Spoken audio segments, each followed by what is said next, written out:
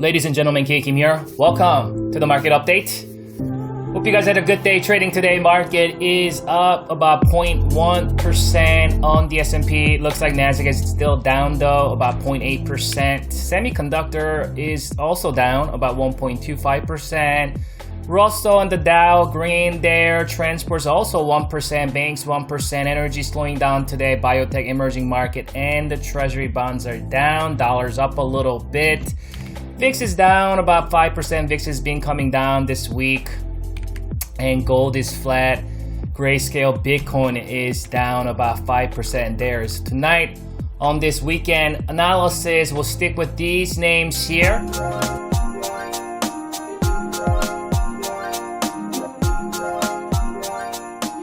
So let's actually kind of follow up on that 65-minute chart we've been talking about this entire week, and we'll come back to it and look at the long-term aspect of this market. So let's go into the spider here, 65-minute chart, and follow up with what we've been talking about on the last night's video. We talked about if we do see a slide to the downside, we want to see at least half of this gap remains open. Remember, there's this gap right here. So that partial gap is closed, but the partial gap's open, right? Once that happened, once we were able to find that as support lining up with this level right here, prior resistance, acting as new support, we're still above my short-term moving average. My moving average still rising here. This gap has been protected. Again, you know, this big gap that was open yesterday morning, you can see almost half, a little more than half is still open, and that's a good sign. Once buyers were able to protect that, first hour, second hour, third hour, fourth hour, fifth hour, sixth hour, we marched higher. And good thing about the marching higher today, bears opened up their little own gap here today. That gap was quickly filled, and you can see how quickly that short-term, micro-term selling pressure, that gap down that we saw this morning, it was pretty much gone. That selling pressure was gone because now the control is now back to the buyers. Benefit of the Dow goes to the buyers. Any kind of pullback, you want to give benefit of the doubt to the buyers. The market is pulling back to cultivate that higher low before it's going back up to the higher high there. Again, these three gaps are still open. And so short-term bullish, mid-term bullish, long-term bullish, right? And you can see that we're marching higher today, and looks like it wants to get back to new all-time highs. So let's check out that oscillator here real quick. So I think one thing about the oscillator is oscillators did break below this level, right? We're not holding above it, and that happened because of Thursday late day fade and this morning gap down. So maybe what the buyers want to look for is this thing not coming all the way back down, but prematurely, you know, stopping short at some point, something like right here, kind of coming down somewhere in that vicinity and going right back up, and seeing that cross sometime early next week. If we do see a continuation to the upside on Monday, maybe a gap up or continuation for the first several hours or so, I could see this thing crossing, and there will be another day that this market can get up here, because then there will be a lot of space to move back up there. So, you know, everything that we talked about since, you know, last weekend's video, since Monday morning with the pivot, right now buyers are just taking advantage of this momentum, and so we want to continue to give that benefit of the doubt to the buyers. So let's kind of go back here to that daily chart here, going all the way back to 2018 price action. So we're looking at about what, 18, 19, 20, 3 years of action here, trading data on the S&P. It's important that we understand big picture, right? What we looked at on that 65-minute chart, it was just merely this. That's all we're analyzing. We're analyzing this every single day this week. And not only it's important that you understand the short term, but I think what I could see is that most retail traders, they focus way too much on the short-term price action and not understanding the long-term. This is a reason why most retail traders constantly get faked out, get scared out, and miss out on the next rally that might come along after that correction. So it's important that we understand the long-term. This is why I do this weekend videos, so that we can talk about the long term, since we've been looking at the 65-minute short-term analysis this entire week. So we've been tracking this rising pivot for how long? Probably since like September, right? August, September of 2020 that I talked about. And you guys remember, if you're listening to me back then in September, October, November, that at some point, this rising pivot is going to act as support. At some point, price want to come back down, retest these levels. And that's kind of what we did pretty much entire year this year, including December, right? That's a November right here. That's a December all the way to January and February, March. So pretty much all year long, we've been anticipating this pivot, prior resistance, to become a new support, and it's been acting as new support, and that's a good sign for the long-term investors and the long-term traders, because that means this market is doing what? That's a higher highs, and we continue to cultivate the higher lows here, right? So we are still in an uptrend. When the market is an uptrend, you want to continue to give benefit of the doubt to the what? Buyers, right? That's why we see these lows. And when the lows happen in an uptrend, it is pulling back to what? To cultivate that higher low before cultivating the higher high. That's what we call an uptrend. And definition of uptrend is higher lows and higher highs in the price action. So ever since the March, and pretty much since the last 12 months straight, this market has been faithfully doing this entire time. And we've been, I've been analyzing this market almost every single day since March lows and April lows.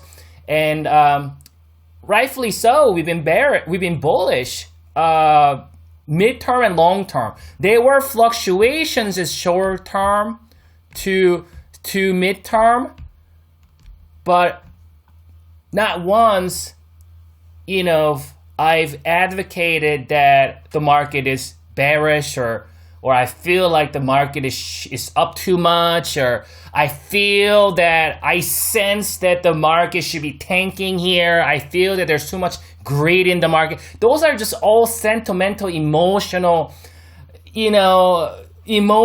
things you're talking about that has nothing to do what the stock market is actually doing, what higher probability what this market is going to do.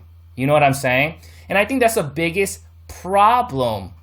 History always tells us that after a huge decline like this, there's a great run that comes afterwards. We're currently witnessing the biggest and the fastest recovery this market has ever created, ever in the history of stock market. This market has never, I said it one more time, after 35% correction, this market has never gone back up to new all-time highs within a year. It happened before. It took time though, maybe a year and a half or so. If it's a secular bull market, if it's a true bear market like 2008 or so, it will take 4 years, maybe 4 to 5 years to recover.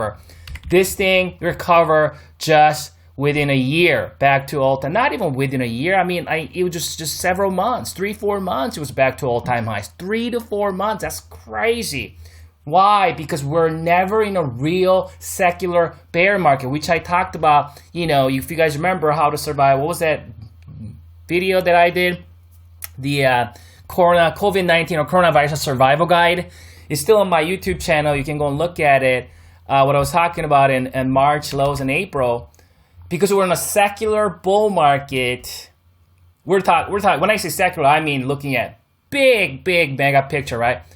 And with that, the market made a big move there, and then it didn't slow down. I mean, obviously, the market is gonna go see, or gonna have these corrections, which is totally normal, right? After this kind of move, right? Having 12% correction, 10%, 8% correction, turn this into a consolidation looking at a bigger picture. And we've been talking about this here, right? Look at these consolidations, and these are all good things, right? If you're a runner, you run, you rest. You run, you rest. You run, you rest. You run, you rest, and you run. And this fractal works not only in what you see in your screen. If you look at a big picture, you will also see this happening. Here, let me prove it to you real quick. Right here, right?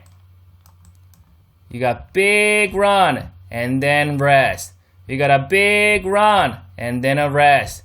And then a big run. I am anticipating that this market is going to see this year and next year. And of course, there will be corrections along the way. Of course, there will be shenanigans. Of course, there will be, bone-crushing, heart-throbbing, gap down, bloody red days. Yes.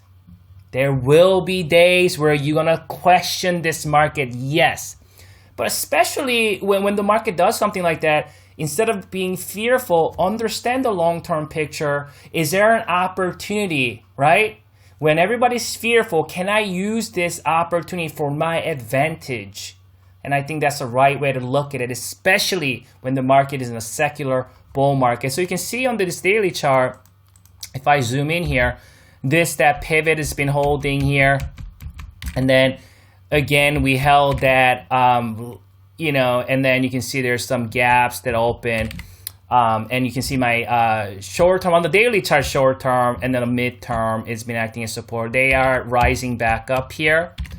And looks like we broke above the resistance there. We're right on that all-time high level. And intraday basis, we did print new all-time high yesterday, but we're just hanging in that vicinity here. So we want to continue to give benefit of the doubt to the buyers, and the market is an uptrend. And remember, market is capable of doing the unthinkable. Meaning, when I say that, what I mean is that it could go much, much, much higher than you can ever imagine, right? So that's why it is best to stick with the trend, what's been working, versus what you think this market should or should not be doing.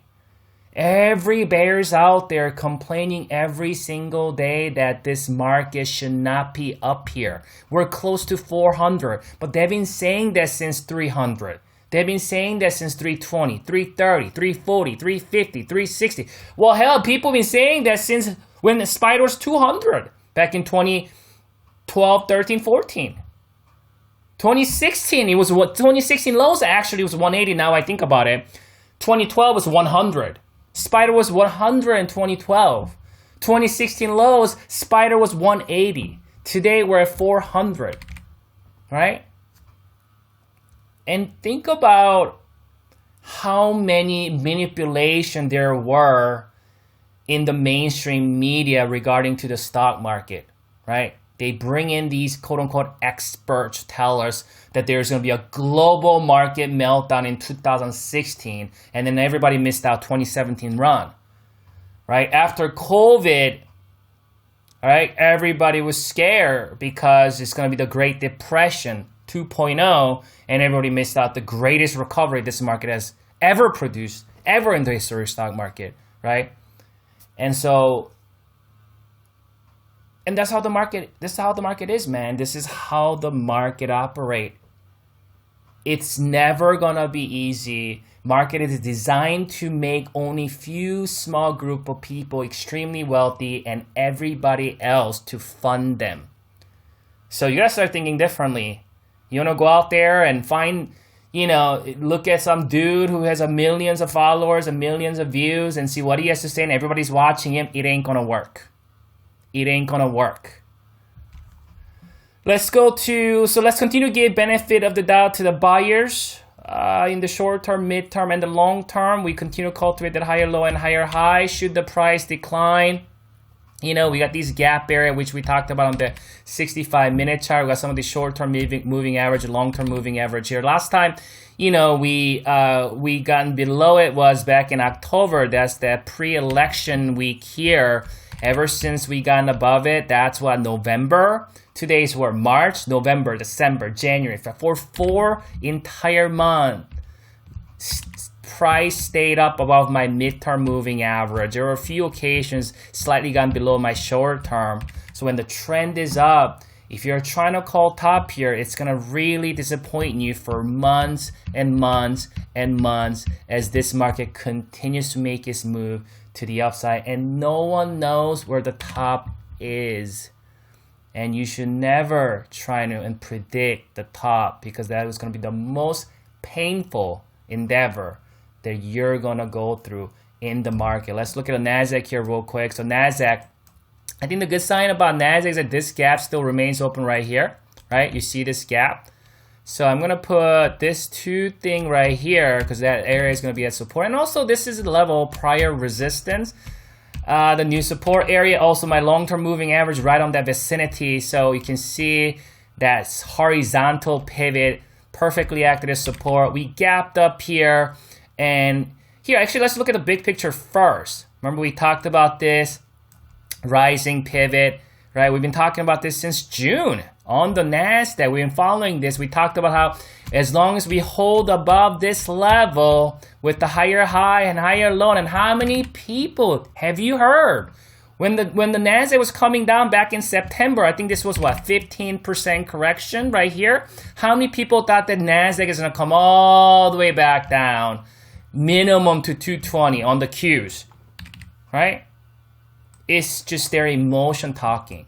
It's up too much. It cannot go any higher. Guess what? We perfectly respected those rising pivots, and we went right back up to 337, 340 on Qs when people thought this thing can't go any higher, right? People thought that this can't go any higher back in May, back in June, back in July.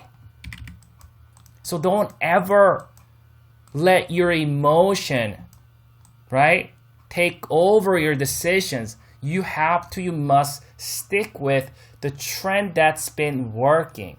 And I'm not saying to chase stocks.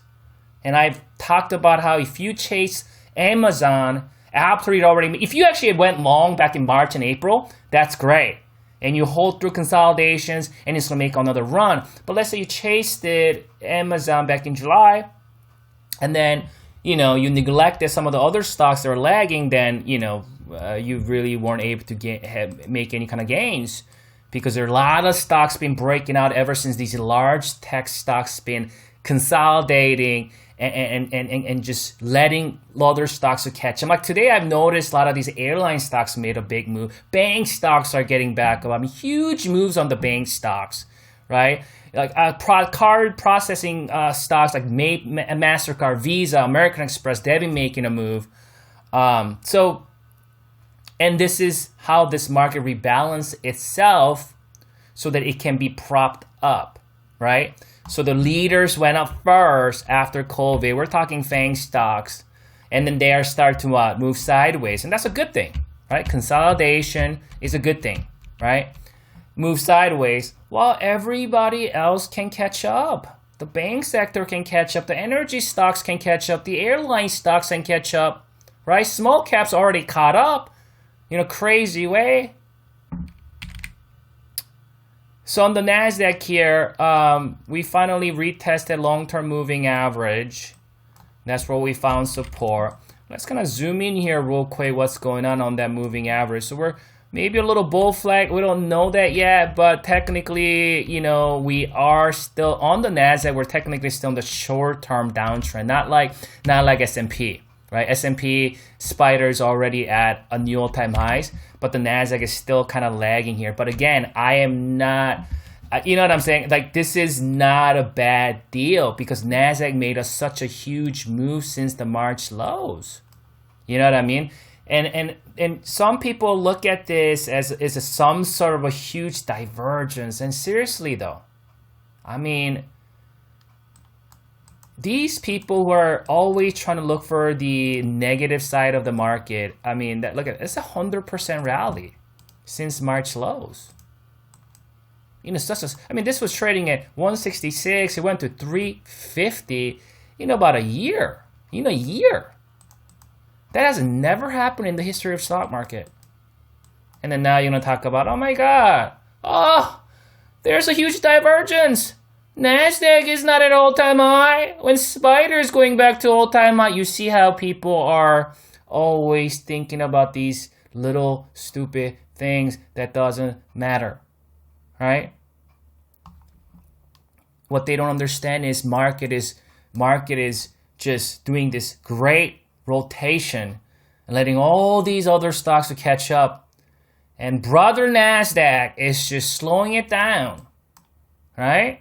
And that's a good thing. That's a good thing. So, I mean, there's a certain things with the Nasdaq that you know could potentially see some weakness and could slow things down, obviously, right?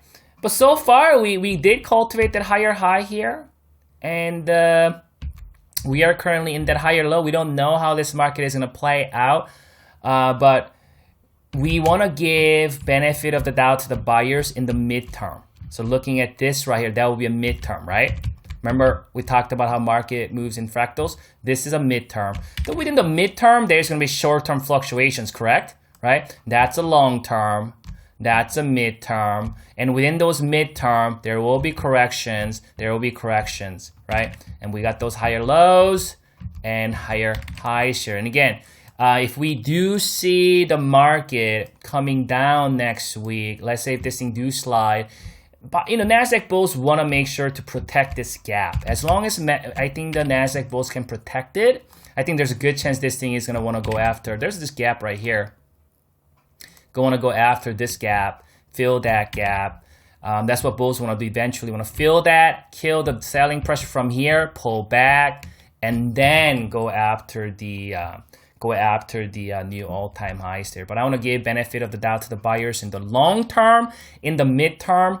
But in the short term, we are in a downtrend in the short term on the Nasdaq. So I think that could. So what I think what's gonna happen is there will be some choppiness, grindy type of move going into next week because Nasdaq is weak, where S&P and Dow and some of the other indices are stronger. So Nasdaq could kind of drag it down a little bit while the other indices trying to prop it up. So there will be some choppiness, a grindy type of move because of this. But overall, we want to give benefit of the doubt to the buyers in the market. And just in this current price action is very, very healthy. Obviously, man, any moment, any time going forward, things can happen. But when we do our analysis, we do our analysis based on what you see, what you have currently, right? And then we talk about what is a likely scenario going forward. What is a high probability scenario based on what's been happening in the recent past. And that's what makes this analysis beautiful. Let's go to gold here. Gold's been struggling here. We're at a last level of my fib here. I put that's 100%, that's 0 there, and you can see that was the last level of my fib coinciding with this horizontal pivot here. 158, 154, I think could potentially be that low. We're still in a short to midterm downtrend on gold, right? But keep in mind, we're still in a long-term uptrend, right? That's a short to midterm. Remember the fluctuation. Within a primary term uptrend, we will have fluctuation. This market trying to discover where's that higher low is going to be. Nobody knows. But we know that the likely scenario, at some point, this market is going to go back up because we're aware. Primary term, long-term uptrend at this point. So market sometimes, I've told you guys this before, market likes bounce early or late. And there's a reason for that. There's a reason for market bounce, but usually never at an ideal level. Never at an ideal level because the market likes to trap as many people as possible That's why it does that, right?